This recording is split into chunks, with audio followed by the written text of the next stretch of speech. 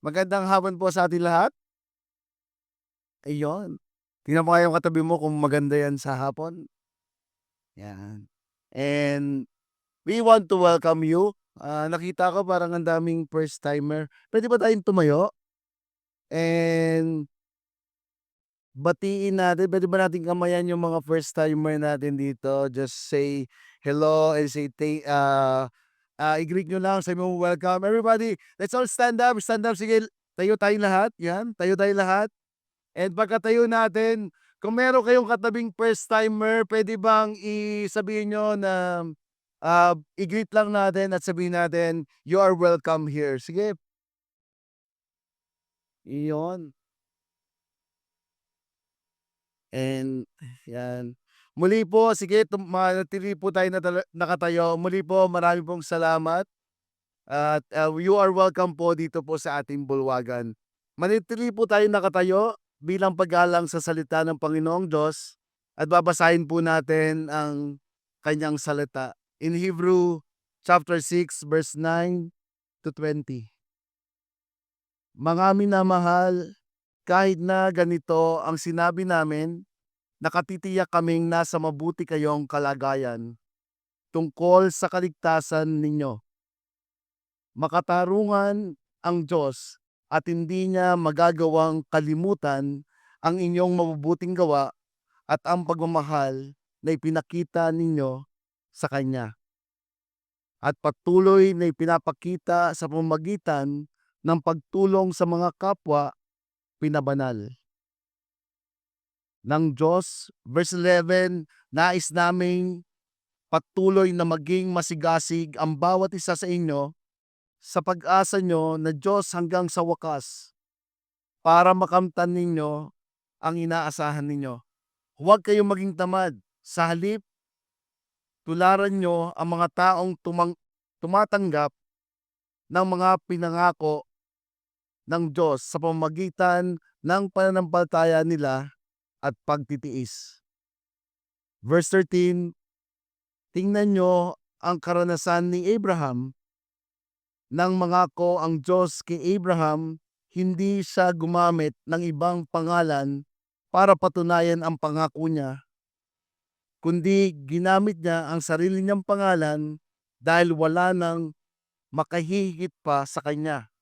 Sinabi niya, talagang pagpapalain kita at pararamihin ko ang lahi mo. At pagkatapos ng matiyagang paghihintay, natanggap ni Abraham ang ipinangako sa kanya. Verse 16, nanunumpa ang mga tao sa pangalan ng Diyos na mas nakahihigit sa kanila para paniwalaan sila at wala ng pag-usapan pa. Ganito rin ang ginawa ng Diyos noon sa mga taong pinangakuan niya. Ipinakita niya sa kanila sa pamamagitan ng panunumpa at natutuparin niya ang pangako niya. At ang dalawang bagay na ito, ang pangako niya at panunumpa, ay hindi mababago dahil hindi magagawang magsinungaling ng Diyos. Kaya tayo mga nakapa, nakapakalinya sa Kanya ay may matibay na pag-asang pinanghahawakan na gagawin niya ang pinangako niya sa atin. Ang pag-asang ito ay matibay tulad ng angkla at ito ay nagbibigay kapanatagan sa buhay natin dahil umaabot ito sa pinakabanal na lugar kung saan nauna nang pumasok si Jesus para sa atin. Siya ang punong pari natin magpakailanman, katulad ng pagkapari ni Melchizedek. Tayo po'y manalangin. Panginoon, maraming pong salamat sa ikana-anim na yugto ng aming serye, That Jesus is Better Than. Truly, alam namin, Panginoon, na Ikaw ang superior sa lahat at dalangin namin, kagaya ng aming kinanta kanina, kami ay iyong natagpuan, kami ay iyong nasumpungan. Dalangin namin, Panginoon, na in every ways of our life, we want to follow you and we want to trust you. Lord, I pray, God, also that in this time and moment, Lord, we pray as we hear your word, Let the God, the Holy Spirit also give us the ear to hear your voice. In Jesus' name, amen and amen. Sige po, pwede na po tayo maupo. Nasa ika-6 na yugto po tayo ng ating serye. And last week, pinag-usapan po natin that Jesus is greater than high priest.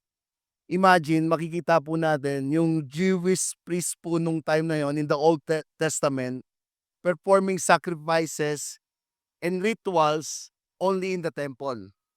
But our Jesus is entered in the heavenly realm to make once and for all sacrifice for the humanity of sin.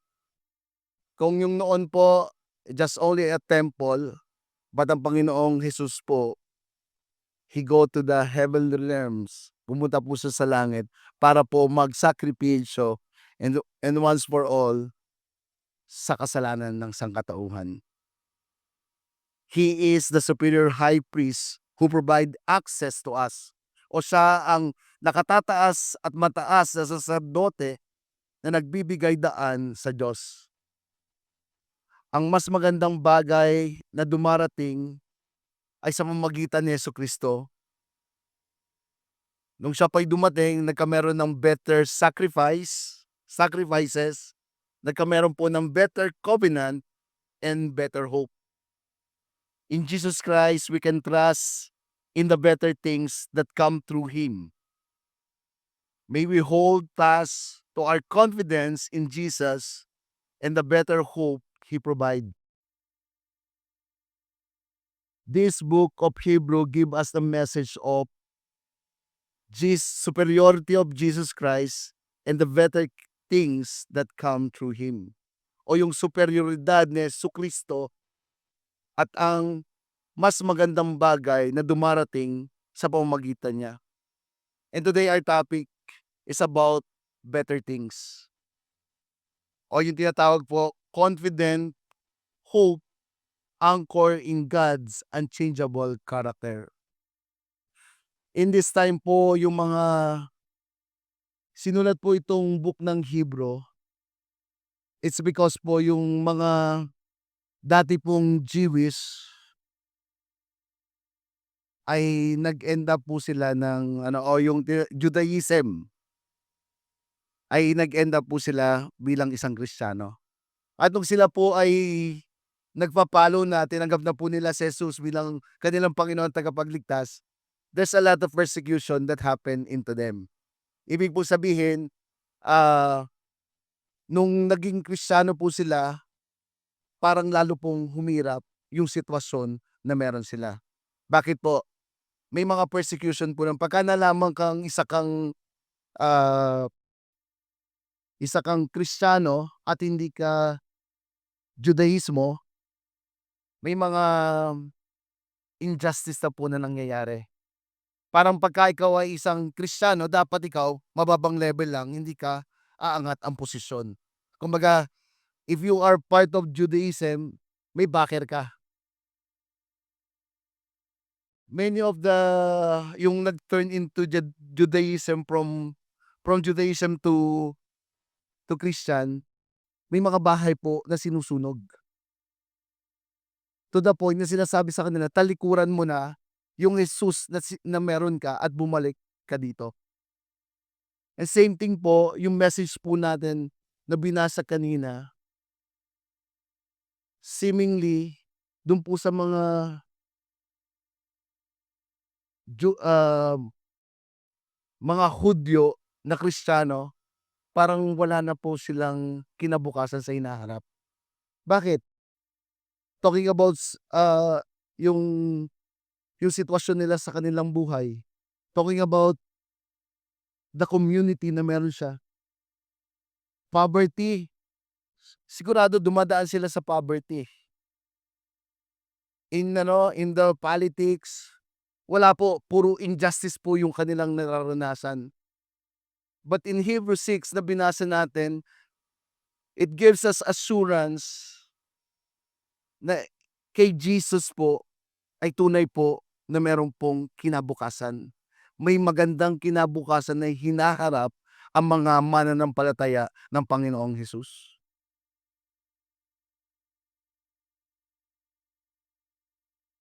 Better things, confident, hope, anchor in God's unchangeable character. Na sinasaad po dito that if you are if you having a relationship with Jesus, there's assurance that you have a better hope or better things. Kasi po dalawa po 'yon, yung Judaismo o yung Judang, Hudyong Kristiyano na puwedeng mag-compromise sila, bumalik sila sa pagiging, Judaism and kalimutan nila yung pagiging Kristiyano nila. Or in our times today, puwede naman na mag-compromise na lang ako. In the same time, I am Christian, I am claiming that if I die tomorrow or if I die tomorrow or if I die today, sure po na I will go to heaven. But in this moment, ito pong isang part na 'to, they doing compromise, yung isang part naman, they follow Jesus. So ang tanong, saan tayong part doon? Do we continually showing our integrity to the people that we are a Christian? Or yung identity din natin na Kristiyano ako? Sino dito minsan na naasar ka na alive? Ayun, at least nasa tamang place tayo 'no. But the authors giving the confidence in better things. Wala po akong point number one, point number two, but first thing that we can understand, confidence in better things. Kasiguraduhan sa kinabukasan. In verse 9, though we speak in this way, yet in your case, beloved, we feel sure of better things, things that belong to salvation. God promises and blessing that comes with salvation. Sinasaad po dito that we feel sure better things, things that belong to salvation. If you receive this salvation, if you have a relationship with Jesus, there's assurance in our future. So, do you have the confidence in the better things?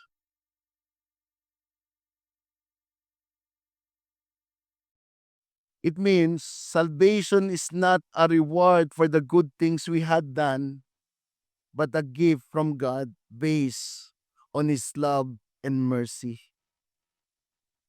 Ang kaligtasan po ay hindi po ito reward sa mga magaganda po nating ginawa, bagkus ito po ay regalo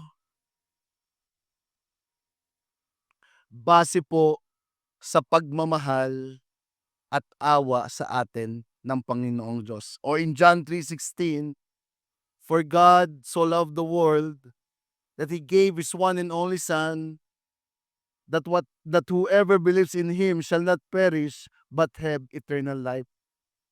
The best blessing we ever received is this salvation. Ang pinaka-best po na blessing na atin pong na-receive bilang Kristiyano ay yung pong tinatawag natin na kaligtasan. So, pastor, anong ibig mong sabihin?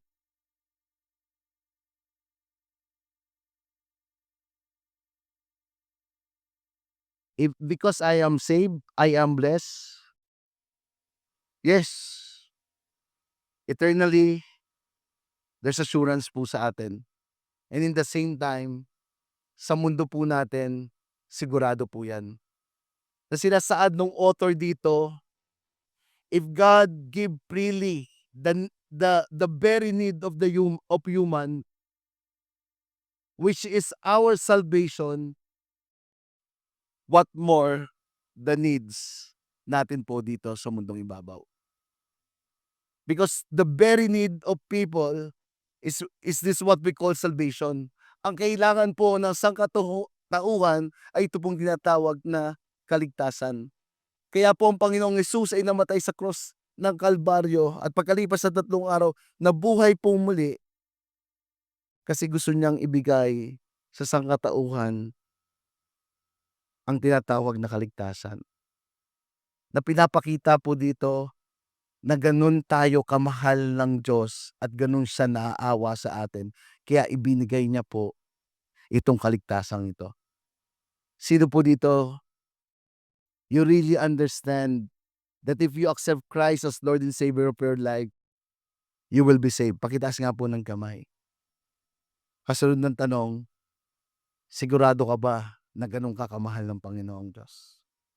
At kung sigurado ka na gano'n ka kamahal ng Diyos, sigurado din po na hindi ka pababayaan niya.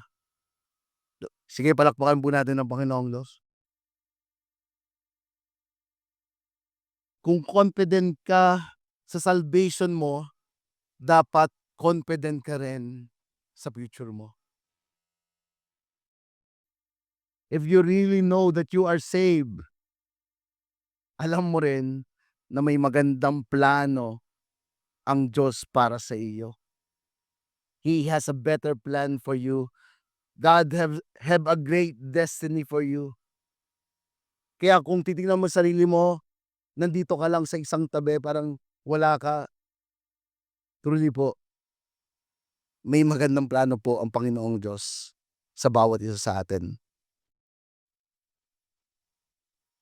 We can put our trust in God's faithfulness and promises. In verse 10, sabi po dito, for God is not unjust so as to overlook your work and the love that you have shown for His name in serving the saint as you still do. Makatarungan ang Diyos at hindi niya magagawang kalimutan ang inyong mabubuting gawa at ang pagmamahal na ipinakita ninyo sa Kanya at patuloy na ipinapakita sa pamamagitan ng pagtulong sa mga kapwa pinabanal ng Diyos.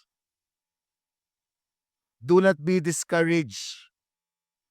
God is faithful and remember your work and labor of love. Pinapakita po dito na ang Diyos ay hindi po tayo kinakalimutan. God never forget you. He is just and He sees our work. Siya po ay Diyos ng katarungan.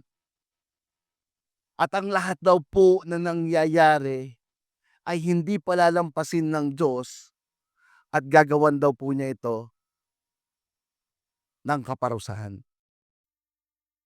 So yung mga dumadaan po yung Book of Hebrew po, sinasaad nila dun sa mga tao na dumadaan sa injustice, dumadaan sa pagsubok ng buhay dahil sila ay tumatayo bilang isang tunay na Kristiyano. Sabi ng Panginoon Diyos, nakikita ko ang iyong ginagawa. In times of your battle, parang sa mga estudyante, dahil Kristiyano ka, lahat sila nagkokopyahan, ikaw, I will do it for you, God. Kahit sila magkopyahan, gagawin ko to. Pero minsan, parang gusto ko rin tumingin. Alam mo yun? Pero sabi ng Diyos, huwag kang mag-alala. Kahit umiiyak ka na, Lord, wala akong sagot dito. Huwag kang mag-alala. Habang tumatayo ka, habang pinaninindigan mo yung pagiging Kristiyano mo, sabi doon, yung laban mo, andun ng Diyos. Darating yung time, may paghuhukom at hindi niya pababayaan ikaw. In times of your crying, in times of yung solo ka, in times of your battle, in times of yung pagiging pasensyoso mo, nakikita po yan ng Panginoong Diyos. He is just. Ito nakakatuwa sa Panginoong Diyos ano, hindi niya babaliin yung karakter na meron siya. He is holy and He is just. Pero mahal niya ang sangkatauhan. Yung kasalanan na naganap ay kailangan mabayaran. Dahil siya ay just, ayaw niyang hindi siya papayag na walang katarungan na mangyari, pero mahal niya sa katauhan. Anong ginawa niya? Siya po mismo ang nagbayad dun sa kasalanan na yon para po yung katarungan o yung Diyos ng katarungan ay hindi po mabali. Kung ano yung karakter niya, pinanindigan niya po yon to the point na siya po mismo ay namatay sa cross para po sa pagmamahal sa atin. Puwede ba natin palakpakan ang ating Panginoong Diyos?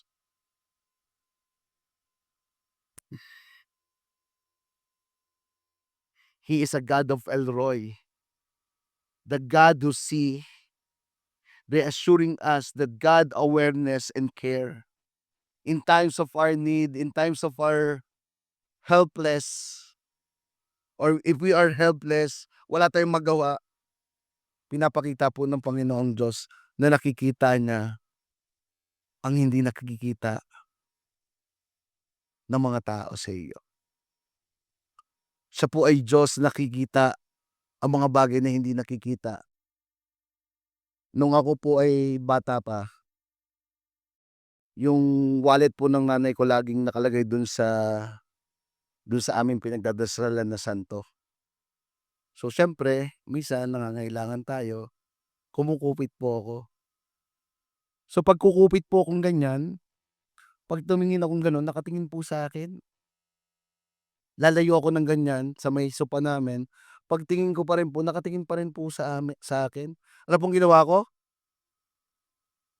Pumunta po ako sa banyo, "Bahala ka diyan." Sa banyo walang sante. Anong point ko? Wala po tayong puwedeng itago sa ating Diyos. Ang lahat po ay kanyang nakikita. And gusto ko pong ipabatid muli that He is a God who is just. May mga injustice man, hindi ka kinalilimutan ng Panginoong Diyos. Nandiyan siya at ikaw ay kanyang inaalagaan.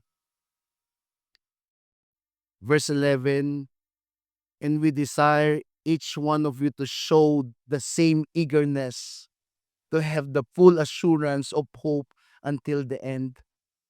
Sinasaad dito nung Book of Hebrew na, asan na yung eagerness mo when the first time you understand your salvation? Asan na yung gilas mo? Asan na yung faith na meron ka when the first time you have a relationship with God? Sabi dito, "And we desire each one of you to show the same eagerness, to have the full assurance of hope until the end."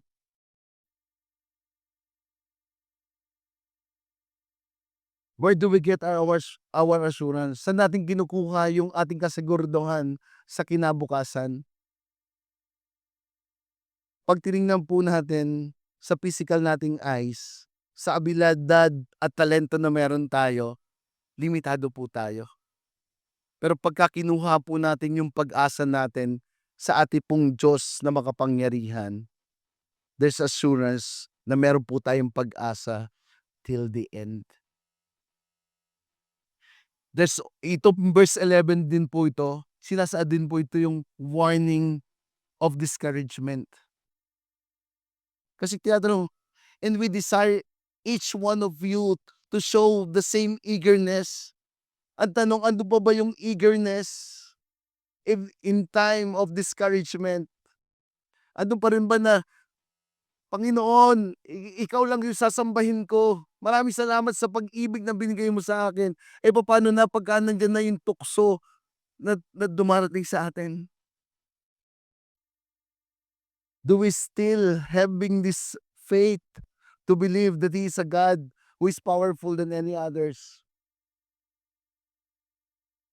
Papaano na pagka yung finances natin medyo ubos na? or sa campus,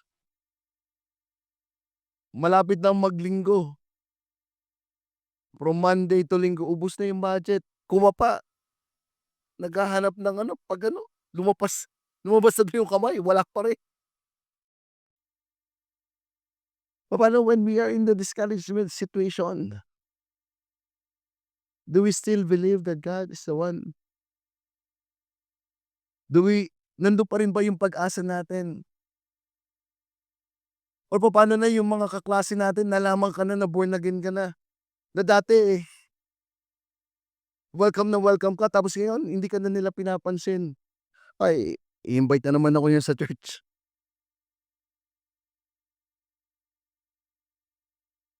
Ano pa rin ba yung gilalas mo?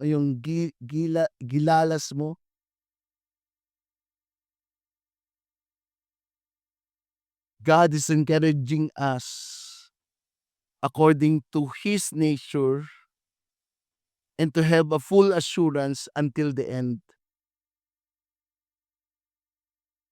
In verse 12, so that you may not be sluggish, but imitator of those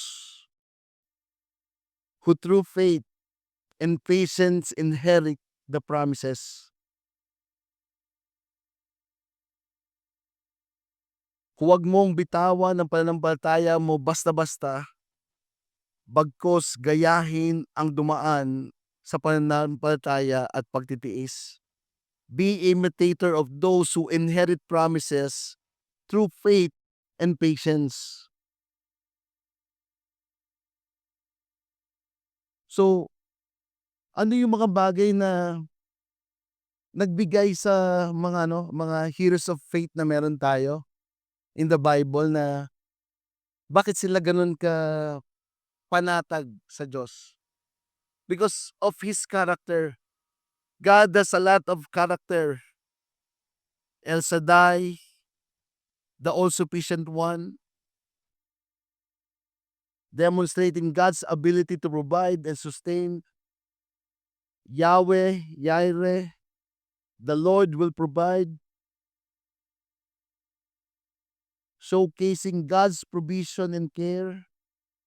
Yahweh Rapha, the Lord who hears, emphasizing God's power to heal and restore. Sabi dito, do not be sluggish. Huwag kang tamarin sa iyong pananampalataya. When you wait, there's actively in waiting. Andun po yung pananampalataya at yung nagche-cheer ka pa rin na merong kasiguraduhan na ibibigay ng Diyos ang kanyang pangako dahil ito ang kanyang karakter. Sino po dito nagdadasal ka? Yon. Sino po dito nasagot na ang iyong panalangin? Sino dito may mga panalangin ka pang hindi nasasagot? Question, andun pa rin ba yung eagerness natin na alam natin na ang Diyos ay kayang sagutin ang ating panalangin?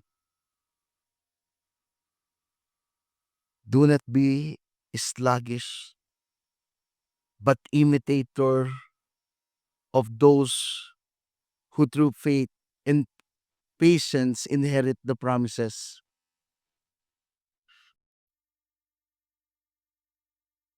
Verse 13, for when God made a promise to Abraham, since he had no one greater by who to swear, he swore by himself, saying, surely I will bless you and multiply you. It shows God's promise is sure. Sabi po dito, sige pa ano natin yung English version. For when God made a promise to Abraham, since he had no one greater by whom to swear, he swore by himself, saying, surely I will bless you and multiply you. Ang pangako po ay nakadepende dun sa nangangako. Tama ba? Nakadepende sa pangalan ng nangako. Sino po dito nangako na kayo? Sino dito nung nangako kayo napako yung pangako niyo? But look, sabi dito ng Panginoon, "Surely I will bless you and multiply you." Bakit? Sabi niya dito, pagka ang Diyos ay gumawa ng pangako, since He has no one greater by whom to swear, He swore by Himself. Nangako siya sa kanyang sarili na siguradong pagpapalain niya si Abraham. Dahil po, pagka nangako siya, sabi niya dito, wala na siyang ibang papangakuan dahil siya na po yung above all. Kaya sabi niya dito, nangangako ko sa sarili ko na tunay kong pagpapalain si Abraham. E same thing to us. Ang pangako ng Diyos sa kanyang sarili ay patuloy niya tayong pagpapalain at aalagaan. All the promises that we read in the Bible is sure and amen. When we receive His promise, there's assurance na ito po ay sasagutin ng Panginoon. Nangako siya sa kanyang sarili because God is greater than all. Abraham was 100 years old when Isaac was born in Genesis 21:5. Sarah, his wife, was 90 years old at the time of Isaac's birth. The miraculous birth was a fulfillment of God's promise to Abraham and Sarah, demonstrating God's power and faithfulness. Look kung gaano ang Diyos nagbibigay ng pangako at gaano niya tinutupad. Abraham is 100 years old nung tinupad niya po yung pangako na magkakaanak po siya at yung anak niya ay pagmumulan ng Messiah, which is si Isaac. At yung Messiah pong yun, in lineage po ni Isaac, na fulfill po at dumating po ang ating tagapagligtas na si Jesus.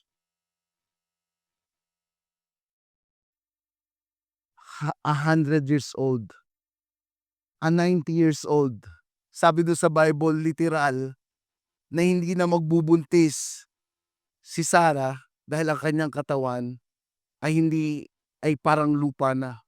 It means futile na. Wala nang silbi.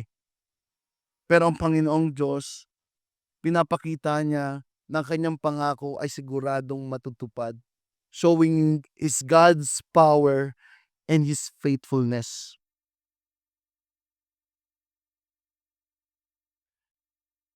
Ang tanong, kumusta naman si Abraham nung nanampalataya siya? Bakit ba naging faithful sa kanya si God? Because He is faithful. Sino dito minsan nagkakameron ka ng pag-aalala or parang doubt na hindi matutupad yung nabasa natin sa Bible o yung pangako sa'yo ng Diyos? O yung magandang hinaharap? Sino dito may fear ka in the future? Nagkakameron ka ng anxiety pagka pinag-uusapan na ang iyong kinabukasan? O sino dito natatakot ka? At pinapakita ng Diyos na siya ay tapat at makapangyarihan po siya. Kung ano po yung sinabi niya, kung ano yung pinangako niya, ito po ay mangyayari. Yes, tunay po.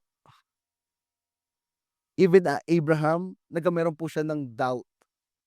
Si Sarah, yung kanyang asawa, nung bumalik ang Diyos at sinabi sa kanya, Abraham, sabihin mo sa iyong asawa, magkakaanak ka.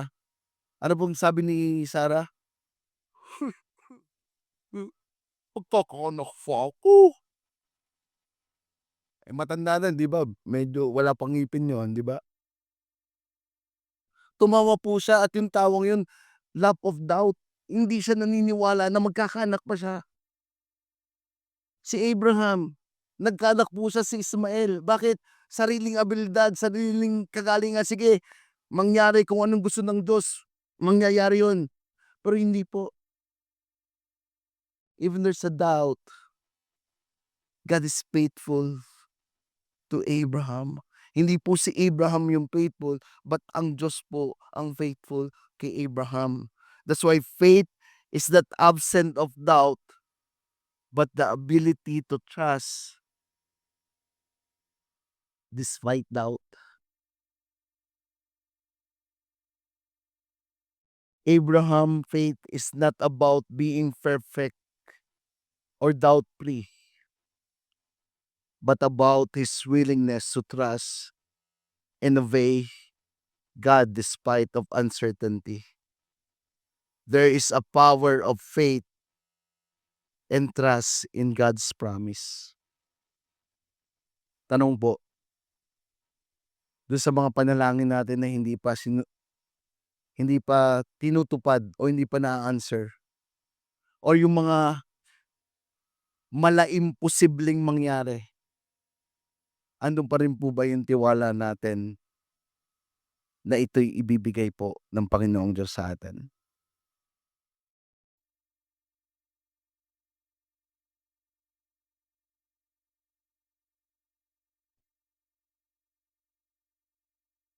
Verse 15, and those Abraham having patiently waited obtain the promise.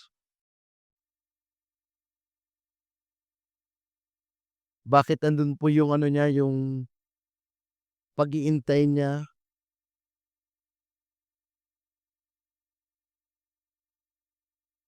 Kasi po alam niya po yung karakter ng Panginoong Diyos ay patuloy na hindi nagbabago.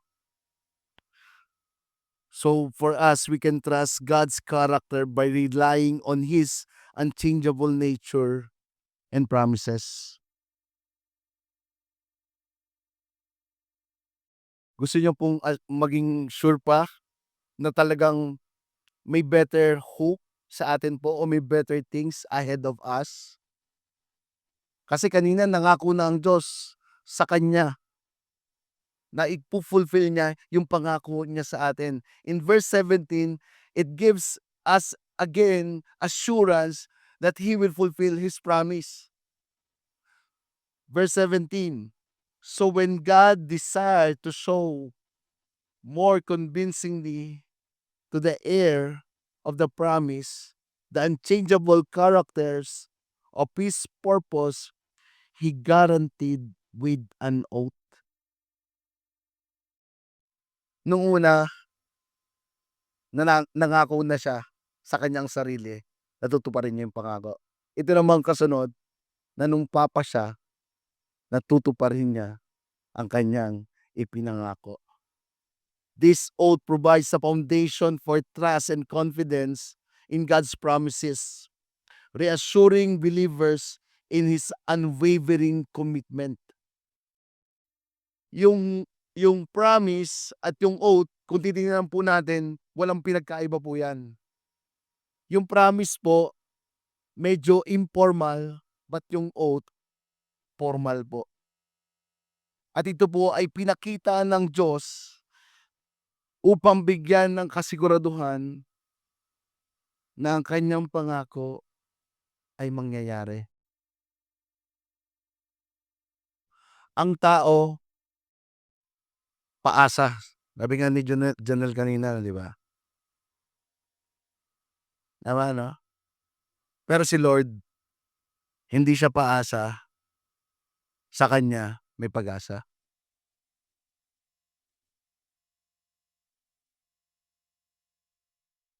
Says here in verse 18, so that by the two unchangeable things in which it is impossible to God to lie, we who have fled for refuge might have strong encouragement to hold fast to the hope set before us.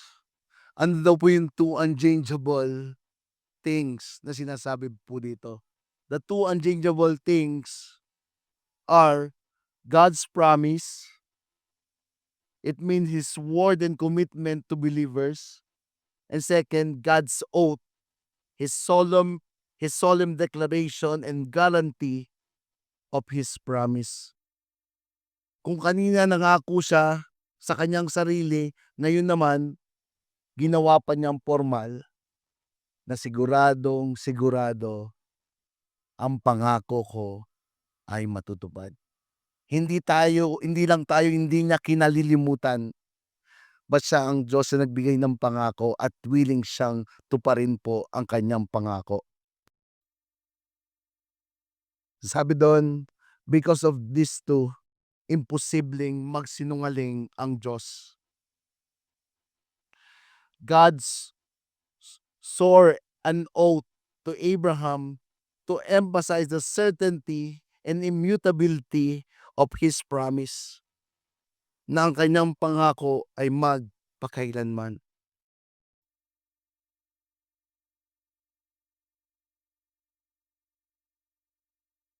Kaya imposible ang Diyos ay magsisinungaling. Wala po sa kanyang karakter na siya po ay hindi nagsasabi ng totoo. Lahat po ng kanyang sinabi ay tunay po at ito po ay mangyayari. Verse 19 to 20.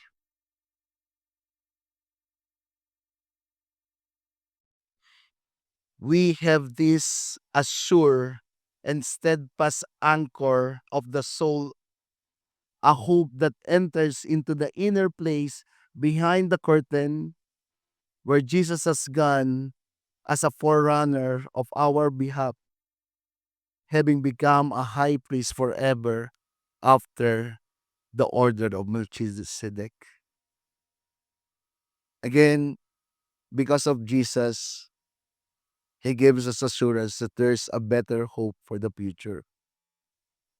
He leads His people to the glorification. He become a forerunner. Pagka sinabi mo pong forerunner, nauuna po siya.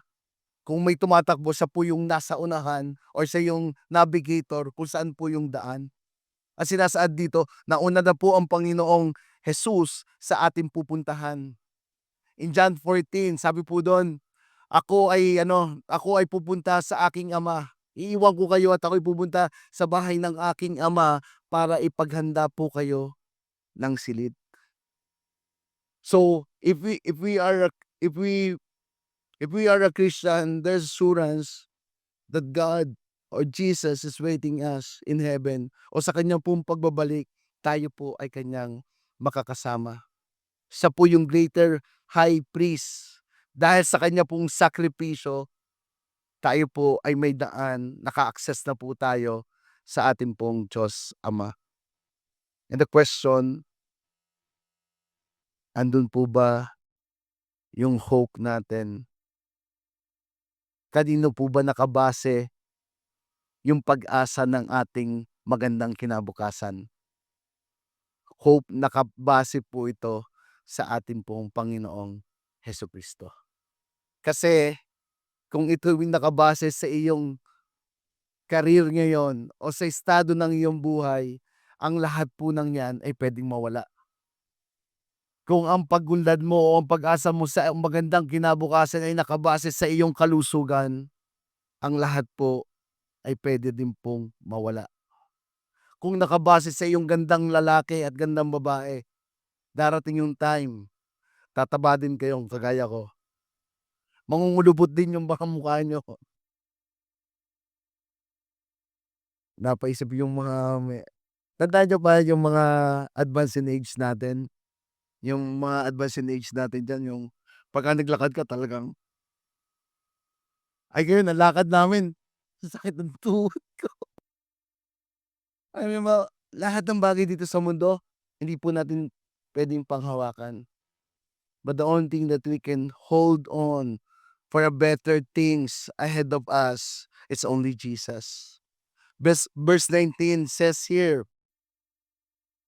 sabi po sa verse 19, we have this as sure, as steadfast anchor of the soul, a hope that enters into the inner place behind the curtain. Who is this one who entered the inner place? It is Jesus. So sabi daw po dun po natin iangkla ang kasiguraduhan natin sa magandang hinaharap. Meron ba tayo diyang angkla? Yan. Yan po ginagamit sa barko. And pagka daw po the more mas mataas yan, yung istabilidad daw po niyan mas mas mas instability daw po nandun. Pero the more lumalalim po yan at the more na bumaksak po yan dun, yung instability ay nandun daw po. Na hindi po kahit ano pong lakas ng bagyo, kahit lakas ng alon, anong lakas ng alon, hindi basta-basta maaalis po yan o maaanod yung bangka. At meron daw pong naka-connect na isang, I don't know kung tali yun or matibay na tali na naka-connect po dun. Pero pagka bumitaw ka or yung tali ay naputol o yung kadena ay naputol, again, yung bangka daw po o yung tinatawag na barko ay pupulutin sa kung saan. But if you are connected to the anchor, sabi po dun, hindi ka basta-basta. And the book of Hebrew tell us that there's assurance, there's a stability in Jesus. We can have this hope as an anchor for the soul, firm and secure. Hope as an anchor for the soul, providing instability and security. Firm and secure in the nature of God's promise. Through Jesus, we can trust in God's promises and hold fast to the hope that anchors the soul, providing access to God's promise. Through Jesus, there's assurance. In the presence of God, and the promise of God will be fulfilled.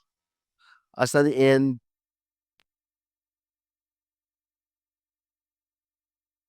let's be rooted in the anchor, which is Jesus, our high priest and forerunner, who has paved the way for us to enter God's presence. In our application, let us anchor, be rooted. Sabi kanina, do not be sluggish. So, kung titingnan natin, nasaan tayo pagka sinabi yung relasyon natin sa Panginoon na meron tayo. When we spend our day, ano yung mas marami tayong pinagkakaabalahan? Kahit 5 minutes, nalilimutan ba natin siya? O the more na mas marami tayong pinagdadaanan, the more meron tayong time para magdasal at makinig sa kanyang salita. Talking about na the more meron tayong pinagdadaanan, the more gumaganda ang iyong buhay, let's be rooted into Him. Huwag po tayong lumayo sa Kanya, ba't patuloy tayong lumalim sa Kanya. In Abraham time, yes, may mga moment na nawawala po siya. Pero when the time he come back to his senses, truly, yung faith po na meron siya, makikita natin amazing po. Remember, Isaac, si Isaac po ay is a miracle boy na tunay na everybody po ay nagsaya nung siya po ay dumating.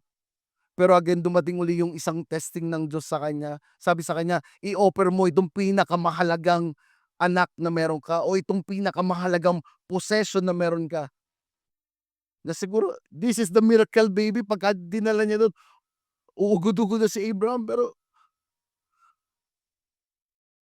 tanong, what are the very best possession na meron ka na hinihingi sa'yo ng Panginoong Diyos? Are you willing to give?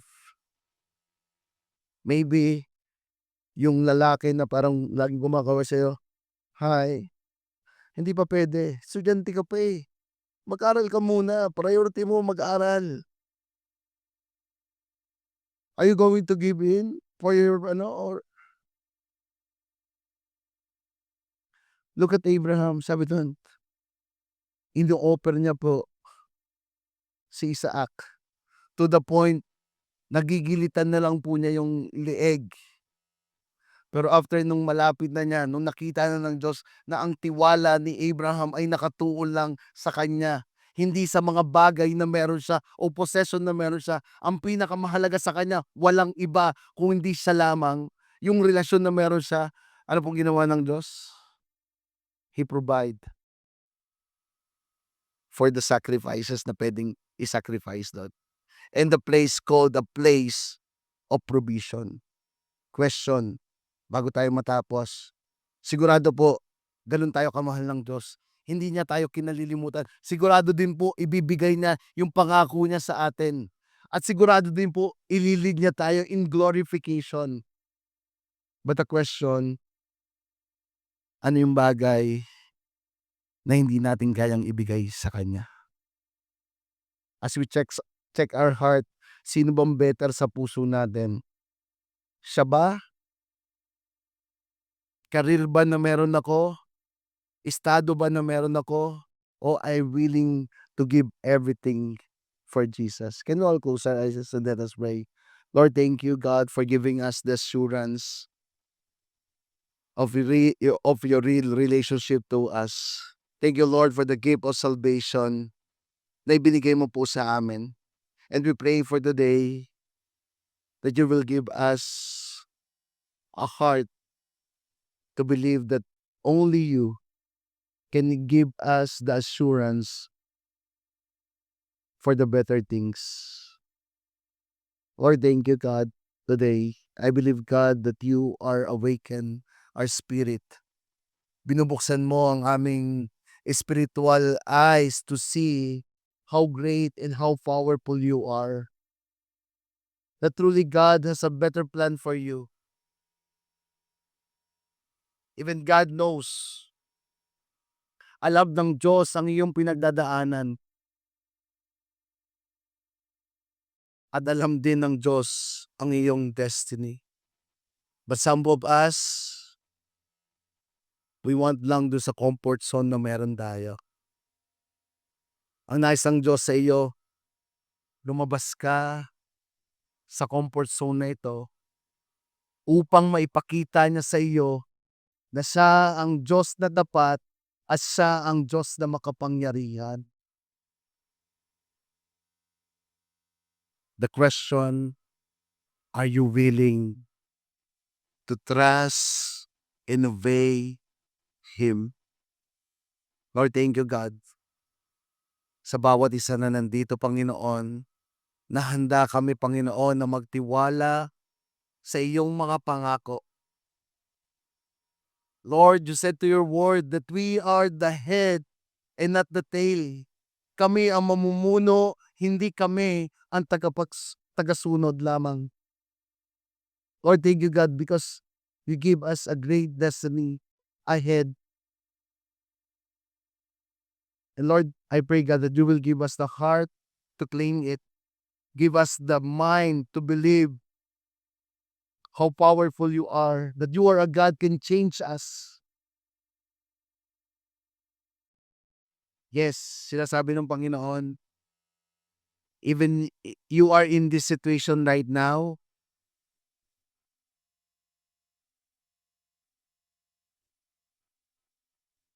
I will put you into the place of influence. Bibigyan kita ng lugar upang maka-impluwensya ng marami. God promised to Abraham that He will make His name great. And He will bless those who bless Him, and He will curse those who curse Him. Lord, I pray, God, that same promise that you gave to Abraham, we are here to claim it, that you will make our name great, and you will bless us. and you will curse those person who curse us. Lord, I pray for today, God, na tunay na sa sitwasyon na meron kami, ipakita mo, Lord, na sa iyo ay may pag-asa kami sa hinaharap. Can we all stand up?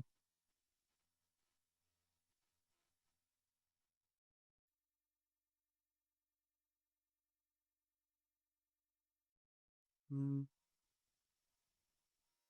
There's assurance in our better life, hindi lang po sa langit, but also dito po sa lupa. Kasi pinakita niya po yung pag-ibig na meron siya. Tayo po nandito ngayon, hindi po aksidente na nandito ka ngayon. Maybe some of us, we are first time lang na maka-attend dito. But I believe, ang Diyos mismo yung nagdala sa atin dito.